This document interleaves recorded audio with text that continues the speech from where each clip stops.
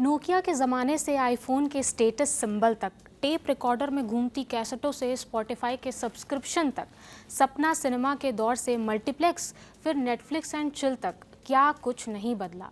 अपने ज़माने से ऑब्सेस्ड कई भिड़े भले ही नॉस्टैल्जिया का स्वाद चखते रहें, पर ये बदलाव की कहानी ज्यों की त्यों है। नया बना तो पुराना टूट कर बिखर गया। कितने ही इश्क के महताब जले, जल कर बुझे, तब जाकर नए इश्क की नई चांदनी ने नई कहानियों को जन्म दिया। न कंचित शाश्वतम, कुछ भी परमानेंट नहीं है। बिखर कर नया और खूबसूरत बन जाने की इस प्रक्रिया को कहते हैं क्रिएटिव डिस्ट्रक्शन। इस बार इसी फिलॉसफी ने 3 अर्थशास्त्रियों को वो दिला दिया जो शहबाज शरीफ ट्रंप को ना दिला पाए। आतंकवादी नहीं, नोबेल प्राइज। बहरहाल 3 कमाल के अर्थशास्त्रियों जॉयल मॉकर, फिलिप एग्योन और पीटर हावर्ट ने इकोनॉमिक्स में इस क्रिएटिव डिस्ट्रक्शन और इससे होने वाली इकोनॉमिक ग्रोथ या उसको रोकने की कोशिश करने वाले पूरे नेक्सस का हिसाब समझा दिया। क्या है ये पूरा मसला, कैसे किसी एक चीज़ की तबाही आर्थिक समृद्धि के जबर रास्ते खोल देती है, और क्यों एक पूरा नेक्सस इस प्रोसेस में रूठे हुए फूफा जी की भूमिका निभाता है। आज इसे समझते हैं। नमस्ते, मेरा नाम प्रगति है, आप देख रहे हैं दी लल्लन टॉप। सबसे पहले समझते हैं क्या है क्रिएटिव डिस्ट्रक्शन। एक थॉट एक्सपेरिमेंट से शुरुआत करते हैं। वॉशिंग मशीन और कपड़े प्रेस करने वाले आयरन का इस्तेमाल हम सब करते हैं, लेकिन मार्केट में इसकी वजह से काफ़ी चेंज आया। क्या चेंज आया? पहले जो हर मोहल्ले और कॉलोनी में कपड़े धोने वाले हुआ करते थे, उनकी ज़रूरत खत्म हो गई।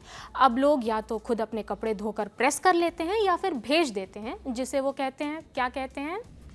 Sir laundry. हाँ वही, जहाँ बड़ी बड़ी वॉशिंग मशीन में कपड़े धोए जाते हैं और कुछ लोग उन्हें प्रेस कर कर अपनी रोजी रोटी चलाते हैं।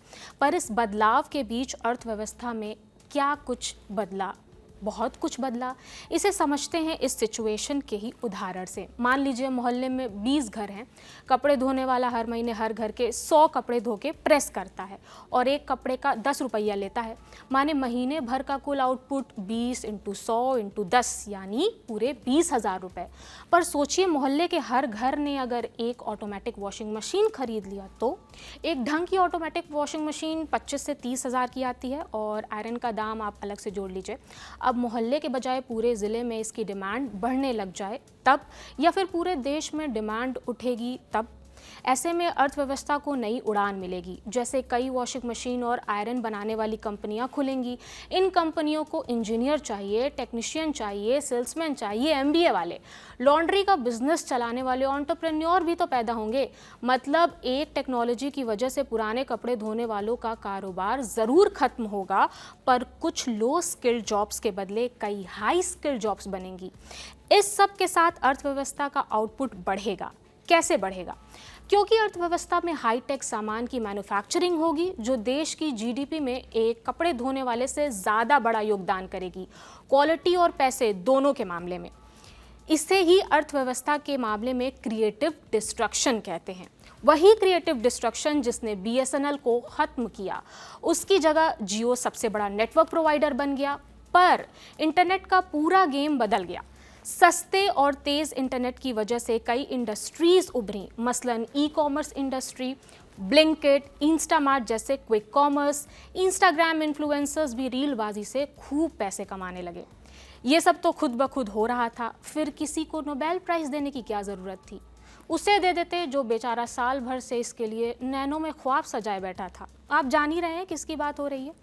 खैर, क्रिएटिव डिस्ट्रक्शन हमेशा थोड़ी होता था। पहले के ज़माने में तो अर्थव्यवस्था अक्सर स्टैग्नेशन की समस्या से जूझती थी, यानी आर्थिक तरक्की ना के बराबर थी। कभी कभी कोई बड़ी डिस्कवरी हो जाती थी, लोगों की ज़िंदगी कुछ बेहतर हो जाती थी। जैसे मध्यकाल में बेहतर जहाज़ बने तो यूरोप और भारत के बीच समुद्री व्यापार बढ़ा, जिससे हुई आर्थिक तरक्की और लोगों ने नोट छापे। फिर इनोवेशन का सिलसिला कंटिन्यूअस नहीं था। गाहे बगाहे कुछ हो जाए तो ठीक, वरना जैसा चल रहा है वैसा चलने दें। सही समझे। जॉयल मॉकर ने बताया कि अगर इकोनॉमी में एक के बाद एक नए इन्वेंशंस हो रहे हैं तो बस ये जान लेना काफ़ी नहीं कि ये नया इनोवेशन बेहतर है। इससे कारोबार आसान बन रहा है या कारोबार बढ़ रहा है। इसके साथ ये भी समझना ज़रूरी है कि वो काम क्यों कर रही है। क्यों वाला हिस्सा इंसानी सोच में सदियों तक मिसिंग था। इसलिए नए इन्वेंशंस को आगे बढ़ाने पर किसी का फोकस नहीं होता था।